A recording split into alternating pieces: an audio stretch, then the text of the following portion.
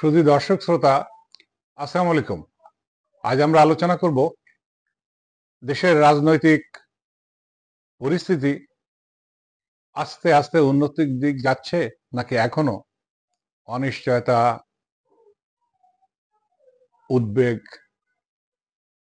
জনসাধারণের মধ্যে বিরাজ করছে, অবিশ্বাস রাজনৈতিক দলের মধ্যে রয়েছে, সেটা নিয়ে একটু আলোচনা করব।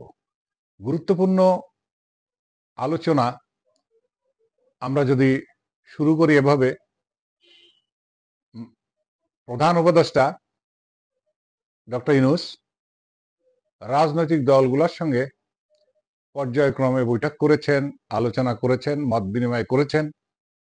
তাতে সার্বিক একটা বরফ গলার পরিবেশ সৃষ্টি হয়েছে বলে জনসাধারণ মনে করছিল।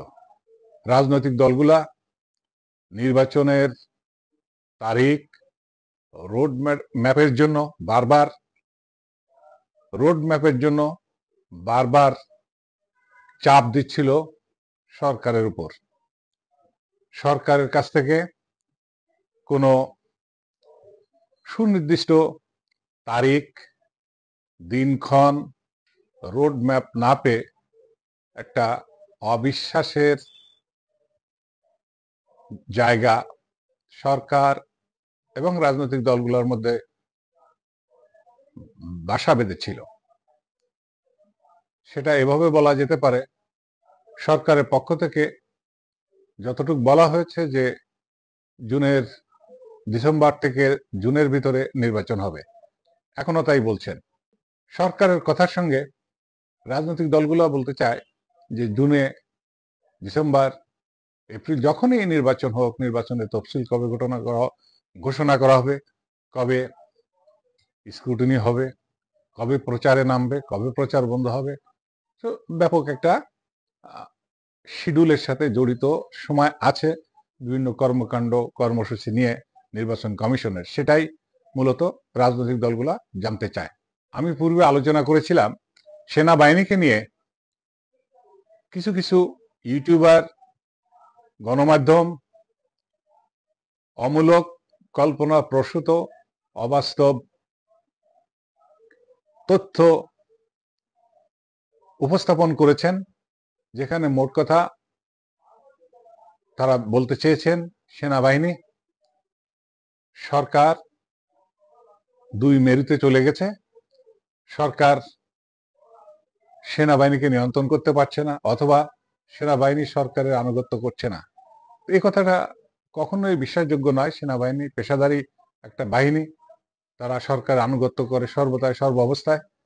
এর মধ্যে যদি কেউ মনে করে যে একজন দুইজন যদি বিশেষভাবে কোনো দলের কোনো ব্যক্তির প্রতি আনুগত্য প্রকাশ করে, তার অর্থ সমগ্র সেনাবাহিনী না। সেনাবাহিনী দেশপ্রেমিক একটা বাহিনী, দেশের জন্য, দেশের মানুষের জন্য, দেশের সার্বভৌমত্বের জন্য তারা জীবন দিয়ে লড়াই করে মানুষকে হেফাজত করবে। এটা আমাদের ভুললে চলবে না।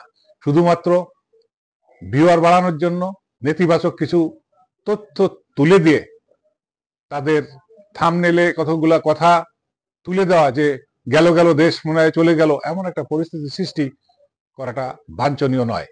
আজ আইএসপিআর পক্ষ থেকে সেনাবাহিনীর অবস্থান পরিষ্কার করা হয়েছে।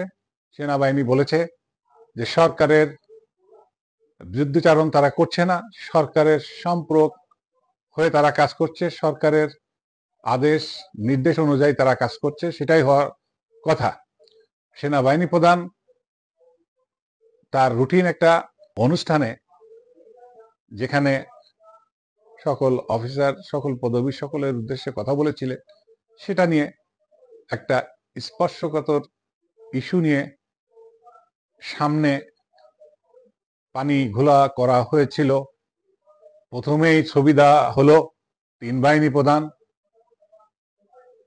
প্রধান উপদেষ্টার সাথে দেখা করলো, তারপর সেনা প্রধান করিডোর দিব না, এমন সব কথা। এগুলা বাস্তব, অবাস্তব, যৌক্তিকতা কতটুকু আছে, নিয়মের ভিতরে পড়ে কিনা তা না জেনে শুনে অনেক ইউটিউবার এগুলা কথা বলে তাদের হয়তো ফলোয়ার বাড়াতে চেয়েছেন। বাস্তবতা ভিন্ন, আমি সেটার ব্যাখ্যা করেছিলাম পূর্বে, আজও বলি যে সরকারের পক্ষেই সেনাবাহিনী কাজ করে থাকে আজ পরিষ্কার হয়েছে। সাংবাদিকরা অনেক প্রশ্ন করেছে, আরসা নিয়ে, আরাকান আর্মি নিয়ে প্রশ্ন করেছে, সাংবাদিকরা করিডোর নিয়ে প্রশ্ন করেছে, লালমনিরহাট আমাদের বিমানবন্দর নিয়ে প্রশ্ন করেছে। এই বিমানবন্দর সংস্কার করা হচ্ছে, এখানে একটা বড় এয়ারস্পেস ইউনিভার্সিটি করার পরিকল্পনা আছে। দেশের প্রয়োজনে দেশের সম্পদ ব্যবহার করব, এটাই তো স্বাভাবিক। এটার সঙ্গে তো বিতর্কের কোনো কিছু নাই। বহির্দেশ আমাদেরকে হস্তক্ষেপ করছে, আমাদেরকে প্রমোট করছে, বিষয়টা এরকম না। সেনাবাহিনীর পক্ষ থেকে ব্যাখ্যা করা হয়েছে যে নিতান্ত আমরা সার্বভৌমত্বের জন্য রক্ত দিয়ে লড়াই করব। আমি, আপনি সাংবাদিকদের উদ্দেশ্যে বলেছে আমরা সবাই এই দেশের মঙ্গল চাই, দেশের মঙ্গলই আমাদের একমাত্র ঠিকানা।